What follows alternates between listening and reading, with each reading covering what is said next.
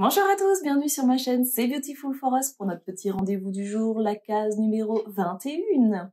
Alors, j'espère déjà que vous allez bien, moi aujourd'hui ça va, la pêche, malgré que ce soit le début de la semaine, parce que c'est la semaine de Noël.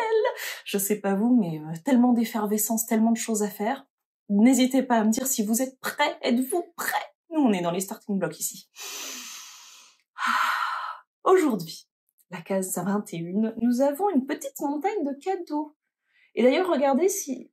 Je sais pas si vous vous souvenez, on avait parlé des emballages de récupération, etc. Eh bien, celui-ci est en papier journal. Toujours dans son thème, donc The Body Shop.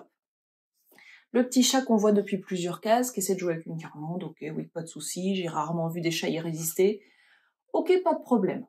Alors maintenant, on va voir le sujet tendu, le sujet du texte. C'est parti.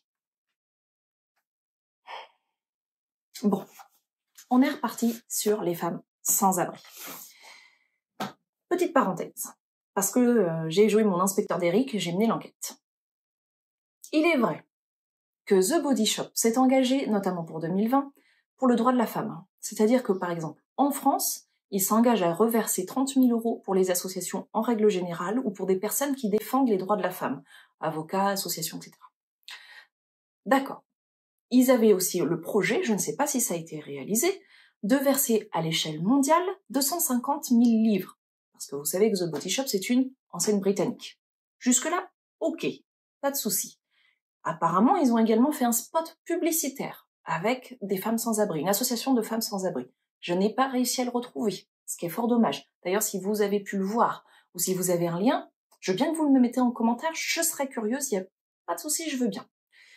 Néanmoins, malgré tous ces points positifs, est-ce vraiment le moment, dans un calendrier de l'Avent, pour insister de façon extrêmement redondante de faire un genre d'appel pour devenir militant dans le calendrier de l'Avent? Je comprends qu'ils aient envie, qu'il y ait des choses de faites pour faire avancer le droit de la femme. Carrément, en tant que femme, je vais quand même pas dire le contraire, ce serait gonflé.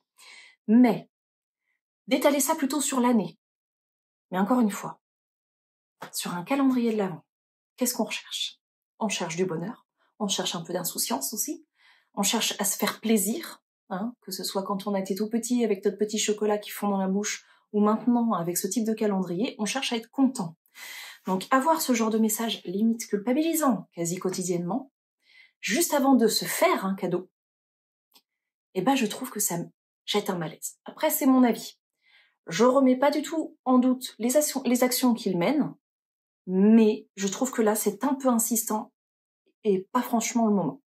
Donc voilà, le texte, vous vous en doutez du coup, je vais pas vous le lire parce que moi personnellement, il me fout le cafard, donc on va partir sur quelque chose de plus joyeux. Tout à l'heure, je vous parlais des petits enfants avec leur chocolat qui fondent dans la bouche et qui attendent. Ah, on l'a tous fait, à faut avouer. Mais il y a autre chose qu'on faisait sûrement. Dites-moi en commentaire ce que vous faisiez quand vous étiez petit. Le truc qu'à chaque Noël vous faisiez, en famille, avec vos frères et sœurs si vous en aviez. Moi, par exemple, je redécorais toute la maison de pompons en laine. Les embrasses à rideaux, les petits bidules de tiroir, les clés, il y avait des pompons en laine. Partout, c'était mon truc, le pompon. Il y avait des pompons en laine. C'était vachement joyeux, je prenais toutes les chutes de laine de ma mère, il y avait plein de couleurs, ça pétait, c'était la fête, et c'était vraiment pour moi un top départ. J'en offrais même autour de moi, au voisinage. C'était Pomponland. N'hésitez pas à me dire, vous, ce que vous faisiez pour vous mettre dans l'esprit, vous mettre dans l'état d'esprit de Noël. Moi, en tout cas, c'était ça, et j'adorais ça. Bon, maintenant, on va l'ouvrir, cette petite boîte, quand même. Alors, c'est une boîte qui me perturbe parce que ça a l'air... Je sais pas ce que c'est, en fait. Donc, ça me perturbe. Un peu une idée. Allez.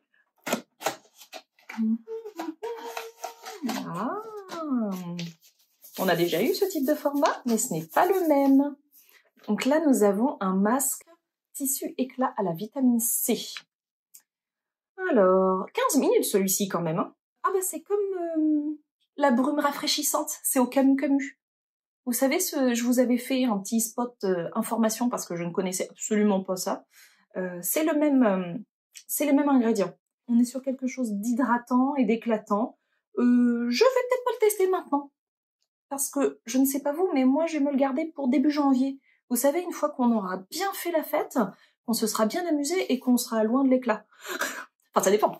Peut-être que vous terminez en étoile brillante et scintillante après les fêtes. Moi, personnellement, je termine en étoile de mer sur le canapé, comme ça, trop manger, trop de tout, trop. Après, chacun ses étoiles. Moi, il n'y a pas de souci, j'aime toutes les étoiles. Donc, on fera une petite vidéo test, plutôt quand je serai en mode étoile de mer et que je voudrais redevenir éclatante. Sur ces bonnes paroles, je vous dis à demain pour la case 22 et je vous fais des gros bisous. À bientôt!